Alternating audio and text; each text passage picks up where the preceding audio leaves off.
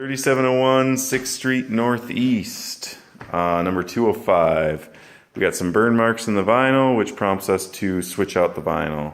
You're going to make sure to butt it up against that back wall there, because you can't butt it here because this wall juts back a little bit in the laundry room.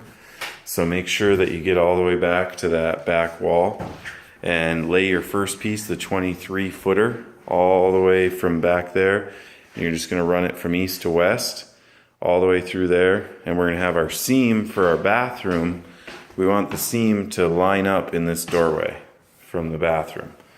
You know, I don't care if it's underneath here, or just as long as it makes it in that doorway so that, you know, the seam can be right there from the bathroom to the kitchen.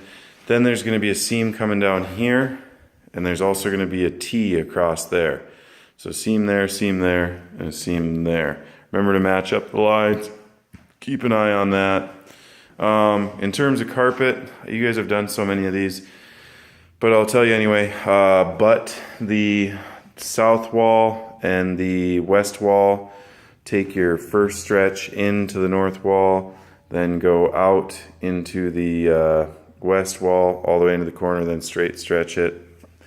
And then here, you can obviously come across from here into there, and you're going to have a seam right along here.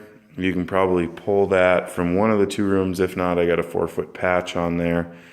You can try and have your seams right there and right there. But basically, you know, this is a little bit wider than 12 feet. So if you make sure to, you know, have one of your rooms come out to there, it's going to come out to that wall, and cut the rooms so they flop out of there. Then all you have is a seam there and a seam right there, and then a seam right there, because you have a 1-foot piece going along there, and you can piece that in 3 pieces with the 4-foot section. So just put your seam along either that wall or along either that wall, and then the 12-foot piece of carpet, make sure you make it so it makes it far enough to seam from the carpet in coming out of these bedrooms. Next step is butting the south wall again, and then the west or the east wall. You can come off of the north wall, stretch into the south wall, then stretch out, and then straight stretch it.